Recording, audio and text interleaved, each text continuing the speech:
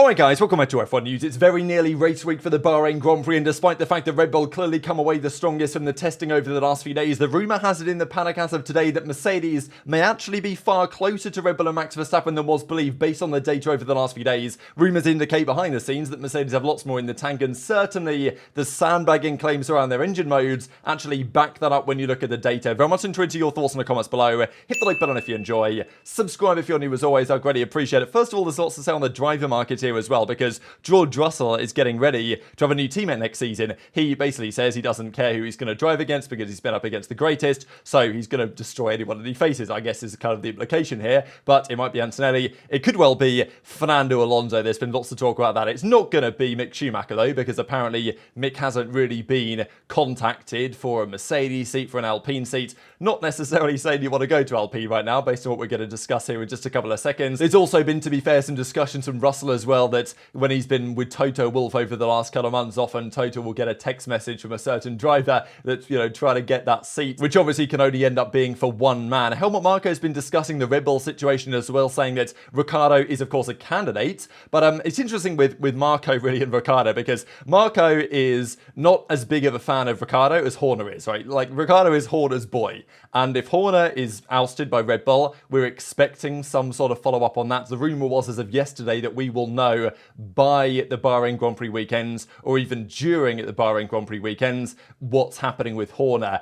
There's got to be an update on that soon. But Ricciardo is loved by Horner. Marko maybe isn't so keen. So he says the following: Ricciardo has to show that he has Tsunoda clearly under control, then he might be a candidate. So it's interesting, definitely, but also the feeling is that if Perez is as far away from Max as he appeared to be during the tests, then he's not going to last the season, possibly, if the car isn't an absolute dominant force, which it might well be. But even in Perez's hands, last year's RB19 didn't exactly look like a dominant piece of machinery. So Fernando Alonso might think, you know what about the Red Bull option? But also, certainly, what about the Mercedes option? Alonso has been very clear over the last few days that Aston are not where they were last year. I think it makes sense as well, because mainly last year, Red Bull took a big step, the RB19. Mercedes didn't, Ferrari didn't, and therefore Aston Martin, who did, took a pretty sizable step, stepped up to be the second fastest team for some time. Then Mercedes came back, Ferrari came back, McLaren, of course, came back in the second half of the season, and maybe this year is business as usual, when in the fact that the Aston Martin big factory isn't really producing the cars yet means that they're not really going to be expected to produce anything, I suppose, spectacular if those other teams do their jobs as they possibly should. So Alonso has said that, yeah, they're not going to be, winning races or even, podiums. I think it's going to be much more of a struggle compared to Alonso getting 6 podiums from the first 8 races during last season. That's almost certainly not going to happen again. So Alonso's made it quite clear publicly that, look, he's in a good position to negotiate. He's obviously the only world champion on the grid that isn't tied down to a deal from 2025 onwards. So Alonso's making it very clear publicly that he is a free agent. He's a driver for hire, and is making that very clear to, I suppose, Toto, and also potentially to the Red Bull guys as well. I'm sure Alonso is looking with a massive smirk on his face, really, and so is Piastri, on the current situation at Alpine. If you didn't see over the last couple of days, the theory is that the weakest car right now is quite possibly the Alpine, and AMUS even say that, like, for sure it's the Alpine. Some others say, well, maybe the Alpine's down there, but it might not be the worst. But based on the test, it's not a good car. And, well, Alpine, of course, Fernando leaves, Piastri leaves, maybe Mark Webber, a bit of a masterclass getting Piastri to McLaren, so he's no longer at Alpine because that team is on the downhill. And this is what the MUS article said, that it's overweight, it's aerodynamically inefficient, it's so on a single lap and in long run. So it's a good job that cars don't have feelings, because that's it's pretty rough, and it's also pretty ugly, isn't it? I mean, let's be honest here, the livery's not exactly great. So, yeah, the Alpine is a shambles, and there's been lots of talk as to exactly why this is the case. Now, I couldn't find the original tweet here, unfortunately, from supposedly an Alpine engineer on Twitter. So take it as a grain of salt, because as I say, I can't find the originals because they unliked the tweets, they changed their bio. I'm pretty sure the person in question here changed their bio, deactivated their account and all this stuff. So probably why I can't find it so easily. But there was lots of talk about this on social, that there was an Alpine engineer that had gone through liking tweets that the team was a joke because the management doesn't care. And, the rumour was yesterday that lots of engineers are on their way out of Alpine. The the upper management doesn't really care for the resources to commit to this 100 race plan or whatever, which they renew, it seems, every few years to win races. Apparently the 100 race plan from Alpine was to the back of the grid, because that seems to be what they're accomplishing. So yeah, if there's any team that is in a dire straits really going into the new season, especially compared to expectations, that apparently is going to be Alpine. So very interesting stuff. Even Haas, the rumour was as of today that based on their testing times, they didn't really ever seek performance so much, Haas, so it's kind of tough to say exactly where they might be. But the feeling was their car is pretty good. Like, it's at least solid. It's not going to be, mixing it up for points, I imagine, on a regular basis. But apparently the Haas is looking after its tyres better than before. They understand things better than they did previously. And if other teams drop the ball, the Haas is in a position to pick up the pieces. But they're not going to be a good team, right? I think there's no doubt about that. And apparently, according to a Dutch journalist here yesterday, this is what happened between Günther Steiner and Haas. The rumour at the time was that Günther had said, look, Gene, you need to invest more money or we're not going to go anywhere. And Gene said, no, we can make the best out of our existing resources. That may still be true to some degree, but apparently Günther found, as he likes to do, a $20 million, I guess, sponsor, but told Gene Haas that he wanted shares in the team to stay and continue the relationship. Gene Haas said, no, I don't want this sponsor, and I also don't want you to have any share of my business. So, effectively Steiner left the team, but maybe Steiner basically gave an ultimatum to Gene Haas, and Gene Haas said no, so Steiner was gone. If that's what's happened, very interesting. Arguably, in the long run, a poor decision from Gene Haas, I guess we will see. It also raises questions to me as to whether something similar happened at Red Bull recently when, after Dietrich Mateschitz passed away, if I'm Christian Horner, I've been there for however many years, had all the success I've had, I wouldn't be surprised if Horner might have said to them, look, maybe we have some sort of relationship here where I take some sort of ownership stake in the team, such as Toto Wolff, of course, has with Mercedes. That, of course, is pure speculation on my part, but, maybe that's one of the reasons why this power struggle behind the scenes supposedly happened. And if it happened with Günther and Gene Haas, then I wouldn't be surprised if Horner maybe thought something similar. But if that's actually what happens, pretty interesting to say. But we've got to talk about the cars if this actually wants to load here. So this is Lando Norris talking about the McLaren. We know that Lando is generally kind of pessimistic, but he did say that he's not very convinced that they've made many steps in the right direction, which is somewhat concerning, I've got to say, in terms of where the McLaren sits. Yes, they're not typically good at Bahrain, but if they have any weak circuits, that means like a championship challenge is off the cards, right? Because the Red Bull is going to be good everywhere. And even Red Bull are saying that their weaknesses in slow corners, which apparently they had. I didn't see the weaknesses in slow corners personally, but I guess just weaknesses in slow corners last year's Red Bull had compared to its strengths in the medium and high speeds. It's not like they were worst in slow corners or anything like that, but also their street circuits. Singapore was a problem for Red Bull last year, and apparently the RB20 is not designed to win at Singapore, but it's certainly designed to deal with the issues that they ran into last year at Singapore. During the days of testing, the rumour had it that Red Bull was so far ahead. Some teams said half a second, Mercedes apparently said 1 whole second lead, and most of the paddock said that Ferrari were the second strongest car. But having looked at the data in post, really, and analysed it, there's some reason to believe that the fight for second place, certainly from the Mercedes piece of the puzzle, might be more interesting than we initially saw. James Allison as well has talked about the Red Bull cooling system and how impressive that's been. You guys can see actually if you look at the, let's say, the shoulders of the car that they kind of copied the idea from last year's Mercedes W14. They have like cooling inlets on them. The cooling solution as well in the side pods with the double inlets is pretty fascinating. And even James Allison says that he hasn't really figured out in his mind yet exactly what Red Bull are doing there, and would love to be able to, see under the cover to exactly figure out what Red Bull are doing to make the cooling work with such a compact package. So I think it's pretty evident that Red Bull are still some steps ahead of the competition. But James Allison was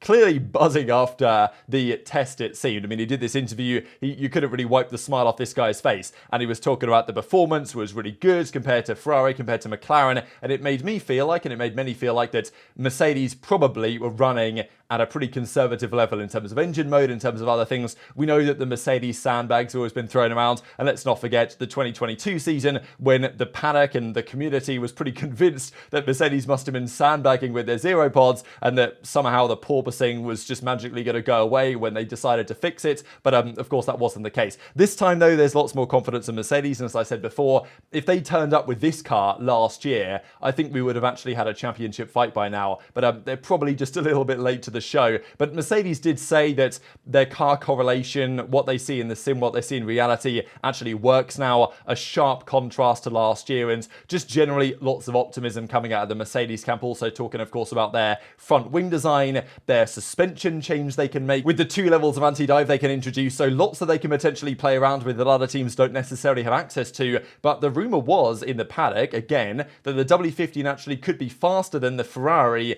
in race trim conditions. Also murmurs in the paddock that Mercedes are actually significantly faster than what was shown on the 3 days of testing. So Mercedes is still saying that, well, no, Red Bull are so far ahead, they're miles clear, it's going to be impossible to catch them up. But yeah, if you listen to some of the comments from Hamilton, from Russell, from Allison as well after the weekends, they were very confident. Now, whether that's confident they can pick up a podium every weekend after Max and Checo, or whether that's confident they can actually hope to try and challenge at some points, because, you know, if the gap is within 2 or 3 tenths of a second to Red Bull at the start of the season, it's theoretically possible that teams can close that gap over the year, so at least we have a competitive second half of the year. Of course, if that is true, Red Bull would already have likely moved on to next year's car, so we go again. That's the nature of seems of this sport at the moment, but at least we might have something of a competitive season, right? Like, I think everybody knows that the first few races, Max is probably going to win all of them, but there's a feeling that hopefully by the summer break when upgrades arrive, we can have some sort of competitive season on our hands, even if Verstappen's already at that point basically locked up the title. So this was the article here that said that on the medium amount of fuel Mercedes were using on their longer runs, so it makes their times difficult to compare, but indications that the W15 could be faster than the Ferrari in racing trim, and also rumours in the paddock that the Silver Arrows have significantly more up their sleeves than was shown on the 3 days of testing. So even the kind of numbers, the simulation numbers on the race sims, the quali sims kind of back that up to some degree. So the long run numbers were not too dissimilar between Mercedes and Ferrari over the weekend, but then you've got to kind of calculate for the amount of fuel they had in their car, how heavy the car was, and also what engine modes they were running. The belief is that Mercedes and Ferrari were both running relatively high fuel loads, Ferrari possibly more so than Mercedes, but the feeling also is that Mercedes are running a lower engine mode than Ferrari were. And this is what the data has to say on that. And if this is, you know, pretty accurate, it definitely implies that there were 2 teams especially running their cars very low on engine power and therefore have significantly more lap time in the tank. So this is kind of the analysis of it. Difference in average top speed during a long run compared to the fastest, which was the Ferrari. So it's always difficult to read into this completely, because is the car just a brick in a straight line? Like, is it just slow aerodynamically and has lots of drag? Is that what's causing this effect? Or is it actually a lower engine mode? So those factors both play into consideration here, but the Ferrari, the McLaren, the Williams, even the Haas were relatively quick in a straight line. The Aston wasn't far behind either. Then we had the Racing Bulls, which is 5 or so kph down on Ferrari's average. Then we go to Sauber, Alpine. Red Bull, though, like we talked yesterday, the Red Bull are almost certainly sandbagging to some great degree, and we saw the evidence of that yesterday based on the GPS data, and we still see the evidence of that right here with them being, you know, 10 kph down. The feeling was that they have so much more to unlock in their hybrid unit and everything like that. But the only team that was even worse in some respects was Mercedes, down almost 12 kph on average here. Worst average speed of any car. Now, do I expect Mercedes to have the worst average top speed of any car? No. I mean, they've talked about it quite a lot, actually, that the top speed improvements they need to make to actually try and counter Red Bull were made, or at least have been trying to be made, especially on the rear suspension. The push rod rear suspension that they're going for now, I think, allows some more aerodynamic freedom in terms of the drag at the rear of the car. So I think the Mercedes will be a much better car in a straight line this year. We don't know that for sure, right? You can never really tell drag versus engine modes. It's difficult to say, but the feeling is that Mercedes certainly won't be this slow, especially compared to, you know, the McLaren, for example, which was the same power unit, of course, as the Mercedes, but the feeling was they were running at much higher power than Mercedes were, and I think, you know, the evidence has got to back that up here. So I guess the question is, to how much extent is this true? But if it's, you know, if this analysis is correct, then Mercedes were like 12 kph down on Ferrari. Maybe some of that is straight line speed drag, but the general perception is that if Ferrari were the second fastest team to Red Bull based on the numbers, then if you really kind of account for Mercedes sandbagging, whatever you want to say, with the engine modes, then it's actually quite probable that Mercedes were the second fastest team and actually do have the second most competitive package. I don't think anyone realistically is going to be competing with the Red Bull because they seemingly were sandbagging as well, but it feels like Mercedes have more to unlock yet. As I say, the real question is when we go to Bahrain and Saudi and of course Australia just after that, what is the delta there, especially between Max and the rest? Because, you know, if the delta is 5, 6 tenths up to a second, apparently what the Mercedes engineers believe, then it's probably time that if Max is leading after turn 1, then you know that a Dutch national anthem is being played in a couple of hours' time. Russell as well was back in the sim. He was actually back at Brackley already to test things out. And yeah, I just think that before the season began, Mercedes they were keeping the lid on expectations. As soon as the test has been done, the feeling is one of optimism. But the feeling is one of optimism certainly for Ferrari as well. And of course they were, by the numbers, the fastest team in testing based on the 1-lap pace. But of course we know that's not really the situation. But to be fair, for the last 3 years in a row, the Red Bull has had the fastest lap time at the end of the test, and they've gone on to win, I mean, the drivers in 21 and of course then both constructors and drivers titles in 22, 23. This year it was technically Ferrari, but Ferrari don't have a great history of leading the preseason testing numbers and actually having the fastest car once the season comes to its conclusion. But very much intrigued to your thoughts on all this stuff in the comment section below. Hit the like button if you enjoyed, subscribe if you're new, take care, and I'll see you next time.